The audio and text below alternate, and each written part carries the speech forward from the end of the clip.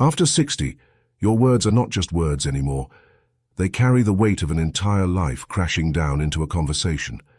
And when you are hurt, tired, or disappointed, it is very easy to let out phrases that sound honest, but are really knives wrapped in guilt. The worst part is that many times you do not do it out of malice, but out of desperation. And that desperation can teach your children to see you as a victim, a burden, or an emotional threat, right when what you need most is respect and calm. Stay with me, Gabriel here. Welcome to the Stoic Garden. Today we are going to walk through 7 truths that are better left unsaid when they hurt, not because you have to bottle everything up, but because there are ways of speaking that destroy the bond and ways of speaking that give you back your dignity. By the end, you will have a clear way to express what you feel and ask for what you need without guilt, without resentment, and with boundaries, so people listen to you without you having to beg. Let's begin. 1. Do not say, "I gave you my life and look how you repay me" when you are hurt, because that phrase sounds like love, but it is really an invoice. And when you turn love into debt, you are no longer talking to your children, you are bargaining with an emotional accountant who is never satisfied. Something hurts today. You feel ignored. You feel unappreciated. And your mouth looks for a big line to make the other person feel small. That is the trap. Look at what you are doing without meaning to. You are telling them that what you gave was not a gift. It was an investment expecting interest. You are telling them that your love came with hidden conditions. And of course they hear that and do not feel gratitude. They feel pressure. They do not think what a noble father or what a noble mother. They think, here they go again, trying to make me pay. And when someone feels charged, they defend themselves, pull away or harden. Not because they do not love you, but because no one wants to live with a rope around their neck. There is also a silent humiliation in that phrase, even if you do not notice it, because it puts you in the role of a martyr. It leaves you standing there like someone who gave everything and now waits for scraps of affection. And that is not who you are. You have already lived, fought, and built. You do not need to reduce yourself to begging for recognition. What you need is firmness, not pity. And do not fool yourself. That phrase hurts you too. It locks you in the past, in the inventory of sacrifices, in that endless bookkeeping of "I did" and "you did not." Do you really want to spend this stage of your life going over emotional receipts as if your peace depended on someone admitting they owe you something? Because that is how you become a prisoner of an answer that may never come, and that is a luxury that no longer serves you. The Stoics spoke about this a lot, even if they did not call it that. Viktor Frankl, who lived through the horror of the Nazi concentration camps and still defended inner dignity, said that the last human freedom is choosing your attitude toward a fate you did not choose. It is not a pretty phrase. It is a blunt blow. It means that even if your children do not respond the way you hope, you still have control over your character, your tone, your posture. You decide whether to stand there as a victim or as an adult with boundaries. Because when you say, "I gave you my life," what you are really saying underneath is, "You belong to me." And no one belongs to anyone, not even your children. Your children do owe you respect, consideration, and basic human decency. That, yes. But they do not owe you the burden of your history, or a life spent kneeling before your sacrifices or eternal obedience in return for what you chose to do as a father or mother. So what do you do when you are hurt, and that phrase rises to your throat? You plant yourself in the present. You speak from what is happening today, not from what happened decades ago. You say that a certain gesture hurt you, that a certain absence affected you, that you need a certain thing to feel well in this relationship. And if it does not change, you create distance. That is not blackmail, that is dignity. And yes, it sounds less dramatic, less cinematic, less like a soap opera. But it works. Because respect is not demanded through debt, it is built through clarity. And when you stop collecting, you start choosing. And choosing gives you back control. Now we will look at another phrase that appears when you feel like no one is listening to you. A phrase that tries to grab the other person through fear. And if you let it out, you do not just hurt them, you poison the relationship from the inside. 2. Do not say, "If something happens to me, it will be your fault," to manipulate with fear. That phrase is the red panic button of emotional pressure. And the hardest part is that it almost always comes out when you feel small, when you feel like you do not matter, when life is reminding you that you no longer have the same energy you once had. So you try to secure someone's presence with a threat disguised as concern. But think about what you are doing. You are saying, if you do not do what I want, I will put a tragedy on your shoulders. You are planting a terrible image in your children's minds, so they will react. And maybe they will react, of course. They will call, come over, get closer. But not out of love, out of fear. And fear does not sustain a healthy bond. It turns it into a tense obligation, a visit with one eye on the clock, a rushed gesture to avoid feeling guilty. And it is unfair too, because life happens. Health shifts, the body changes. One day you are fine and the next you are not. That is no one's fault. It is the human condition. When you turn your fragility into a weapon, your children start to see you as a ticking time bomb, and no one wants to hug a ticking time bomb. People pull away so they can breathe. The irony is that this phrase is supposed to bring them closer, but it trains them to run. Because every call becomes a test, every visit becomes an exam, every disagreement becomes a threat. And maybe you say it with your insides shaking, but they hear it as manipulation. And then resentment appears, that slow poison that makes no noise at first, but later turns everything rough. And do you know what the deeper problem is? With that phrase, you are handing over your power. You are saying, my peace depends on you doing what I want. You are putting your stability in someone else's hands, and that is when you begin to live like a hostage to their response, their attention, their schedule. That is not love, that is dependence. Here is an uncomfortable but clean truth. You can ask for support. You can ask for company. You can say, I feel lonely, or I feel vulnerable, without dramatizing, without declaring judgment, without accusing. You can speak like an adult who respects themselves. Because when you say, it will be your fault, you are not asking, you are condemning. And a relationship where one person condemns and the other defends themselves becomes a minefield. Stoic philosophy has a simple idea that many people struggle with. You govern your part, not the other person's. You can get organized, go to your checkups, take care of your health, make clear plans, speak calmly, set boundaries. And if you need help, you ask for it without threats. If they say no, you take note, adjust your life and decide what place that person will have in your world. That hurts, yes, but at least it keeps you standing. Because respect is not born from fear. It is born when you do not lower yourself to playing dirty. And here is the sarcasm no one wants to hear, but someone has to say, your children are not your emotional life insurance. They are not your private ambulance. They are people carrying their own burdens, their own mistakes, their own chaos. If you turn them into your mandatory saviors, they suffocate and let you go. So if that phrase ever slips out, stop, breathe, correct it. Come back to center. Say what is happening to you without blaming, without pointing fingers, without threatening. Because when you speak with dignity, you force the other person to decide from their conscience, not from their fear. And now let us move on to another phrase that usually comes out, when what you really need is not for people to feel sorry for you, but to respect your space. Because confusing those two things can cost you dearly. 3. Do not keep saying you abandoned me if what you really need is to set boundaries. Because that phrase does not describe a fact, it starts a war. It sounds like pain, yes, but it also sounds like a sentence. And when you sentence someone, the other person defends themselves. Suddenly you are no longer talking about how to improve the relationship. You are arguing about whether you are a victim, whether you're exaggerating, whether, how can you even say that? And that is where the important thing gets lost, your real need. Besides, you abandoned me as a heavy phrase. Abandonment is leaving someone stranded, without care, without resources, without a way out. And many times what is happening is not abandonment. It is distance, adult life, busy schedules, emotional clumsiness, people who never learned how to be present unless they are dragged into it. Does it hurt? Of course. But is it really wise to turn every absence into a crime? Because when you do, the relationship becomes a courtroom, and you become the most bitter judge in the room. And here is the subtle part. That phrase gives you a brief feeling of power, as if you have finally backed them into a corner, as if they will finally get it. But the result is almost always the opposite. They harden, justify themselves, move even farther away, or visit you out of obligation.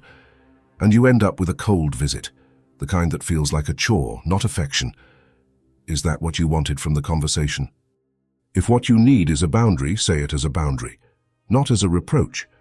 Because reproach seeks punishment, and a boundary seeks order. You do not need them to feel guilty. You need them to understand how they are to treat you and how they are not.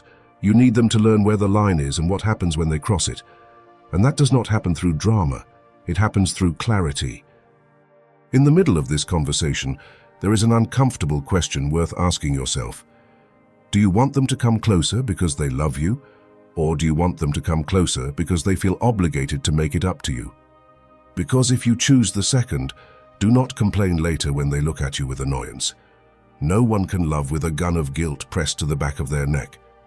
The Stoics were not naive about this. Arrian, who recorded many of Epictetus's teachings, left a phrase that hits like a bucket of cold water. The proof that you have made progress is that you blame others less and examine your own judgments more. That does not mean swallowing everything or tolerating disrespect. It means that before saying you abandoned me, you ask yourself what you are interpreting, what you are really asking for, and what specific behavior you want to change. Because that is the key. Specific behavior. It hurt me that you did not let me know. I do not feel good when you leave me on red for days. I need you to call me once a week, and if you cannot, tell me plainly without excuses. That is understandable. That is actionable. That opens a door, but you abandoned me as a dark cloud. It dirties everything but points to nothing useful. And if the other person does not respond, if they stay the same, then that is when what truly is a boundary comes in. No yelling, no lectures, no scenes.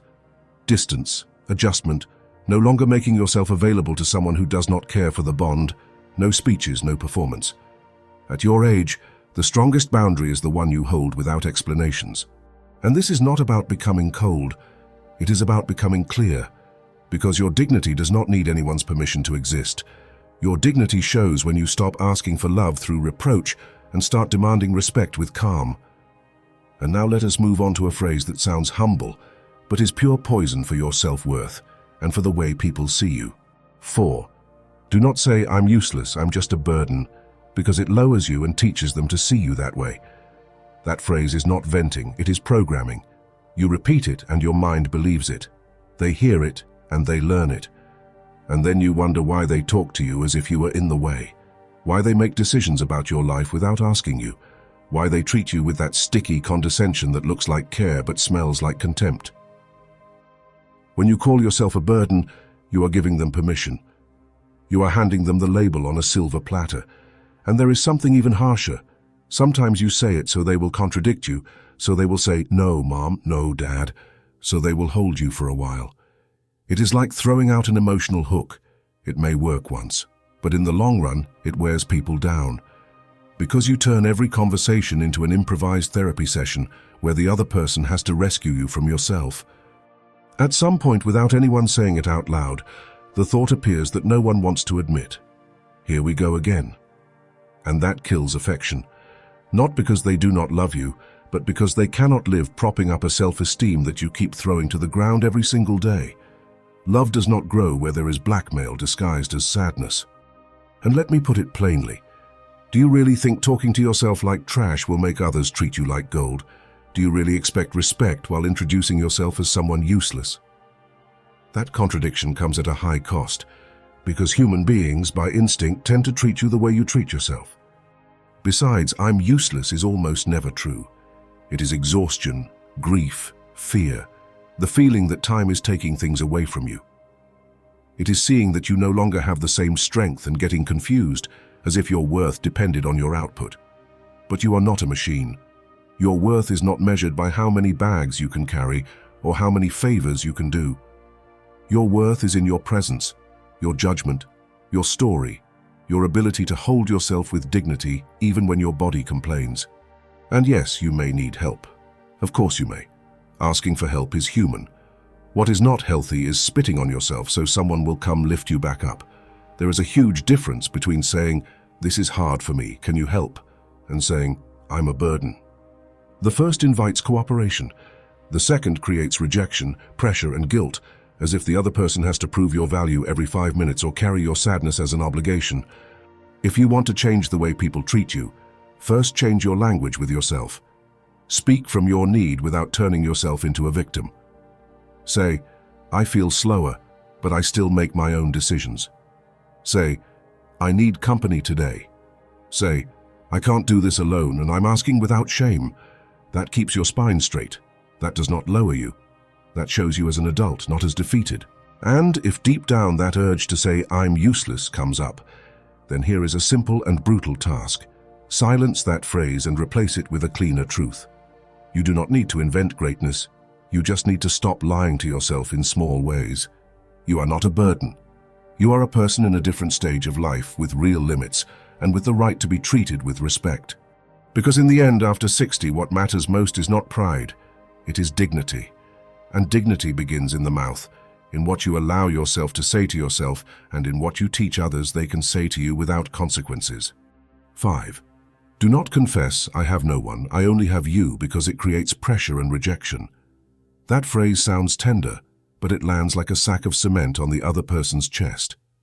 In an instant, your son or daughter stops being your child and becomes your last support, your lifeline, your mandatory companion. And when someone feels they are the only thing holding you up, they do not feel loved, they feel trapped. Because the hidden message is clear, even if you do not see it. If you leave, I sink. And no one wants to live with that responsibility. They may respond with affection for a while, they may call more often, they may make an effort, but inside, a silent tension starts to grow. The person does not come close because they want to, they come close out of duty. And duty over time rots into resentment. Marcus Aurelius, who was an emperor and still wrote like a man alone in his room, left an idea that is brutally useful here. He said that if something external disturbs you, it is not the thing itself, but your judgment about it, and that you can let that judgment go. It is not poetry, it is responsibility. If you tell yourself, without my child I am no one, you turn yourself into an emotional beggar. If you tell yourself, my child matters to me, but I hold up my own life, you become the owner of your center again.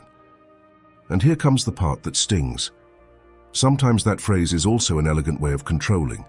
You do not yell, you do not threaten, you just say, I only have you, and hope the other person feels guilty if they leave. It is blackmail in white gloves. And the result is the same, distance, because love cannot survive being used as a permanent crutch. What is healthy is different. You can say, I feel lonely without putting a chain on anyone. You can build companionship outside your children, widen your world, even if you feel lazy, even if you feel afraid, even if you think it is too late. It is not too late. What is too late is keeping your whole life on one person's shoulders and then acting surprised when that person sounds like they cannot breathe. And now comes the most dangerous phrase of all, the one that tries to win through guilt what could not be built through respect. That phrase leaves deep scars, even when it is said in a moment of pain. 6. Do not say when I die you'll regret it to punish with guilt and turn the relationship into drama. That phrase is slow poison. It does not seek closeness. It seeks payment in advance through future pain. It is like telling the other person, I want you to suffer later so you will listen to me now. And even if you say it crying, even if you say it from exhaustion, the message is punishment. It is also a cruel emotional trap because it forces the other person to wrestle with an image they cannot control. No one can properly rehearse a goodbye that has not arrived yet. No one can live in peace if every conversation ends with an imagined funeral. Do you realize the weight of that? You are putting a horrible movie into your child's mind and demanding that they act the way you want so they do not feel like a monster. And look at what ends up happening. Some people harden and answer you coldly because it is the only defense they have left. Others cling to you out of guilt until one day they explode and disappear. Because guilt does not create love, it creates temporary obedience. And when the other person cannot take it anymore, they leave with anger, not with affection. The exact opposite of what you wanted. Here is another question worth chewing on in silence, right in the middle of the blow, not at the beginning when you are still busy justifying yourself. Do you want your presence to be a refuge or a threat? Do you want your children to remember you with gratitude, or with that bitter feeling of, he was always leaving me with a burden, or she was always leaving me with a burden? If you are afraid of dying alone, say it like an adult. If you are sad about time passing, say it with humanity. But do not use your death as a whip. That is not wisdom, it is desperation in disguise. and you are past that now. After 60, the respect you need is not bought with scenes, it is earned through character. When that phrase comes up, even if only in your head, replace it with something cleaner. The distance hurts me. I wish we could be okay. I need clarity in our relationship. That does not threaten, that builds. Because love is not demanded through the future. It is cared for in the present. 7. Say what you feel calmly and ask clearly, without guilt, without blame, and with boundaries. Because everything above comes down to this. It is not that you should not feel. It is not that you have to swallow your pain and smile like a statue. It is that there is one way of speaking that gives you back your authority, and another way of speaking that leaves you begging for love with your hand out. Most of the phrases I told you to hold back come from the same place.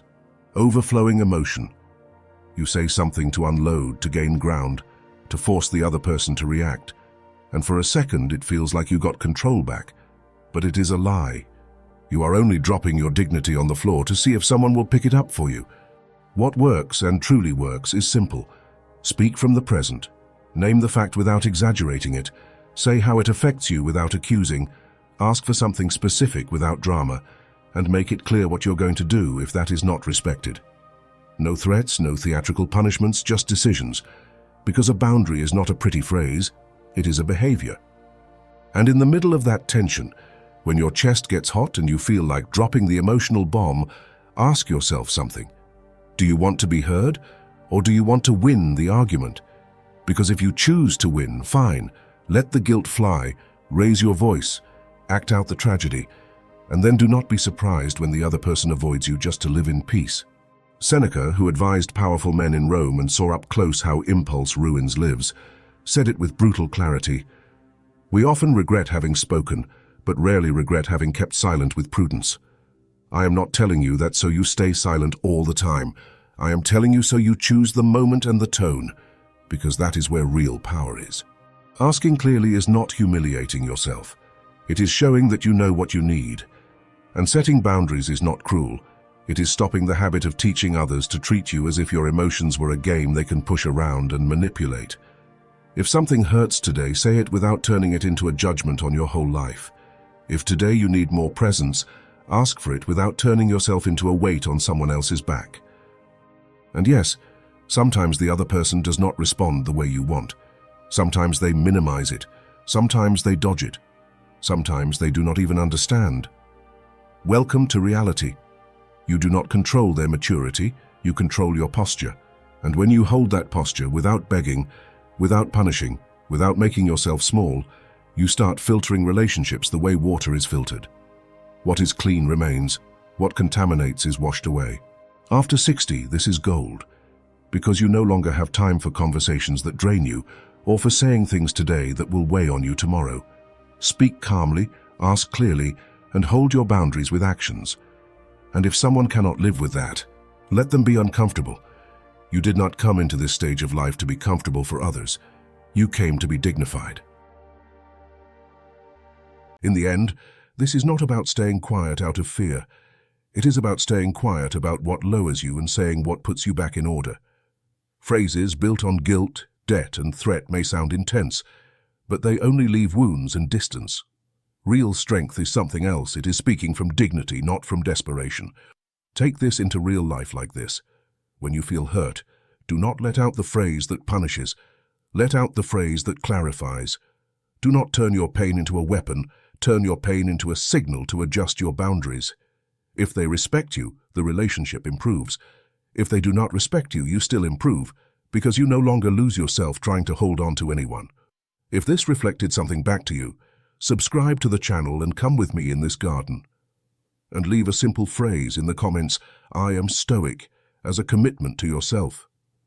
Also, tell me what country you are listening from, so we know where we are building character together as a community. Gabriel here. You are always welcome at the Stoic Garden.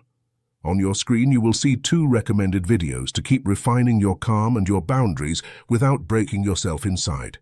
See you there, and remember, the person who respects themselves does not beg, they choose.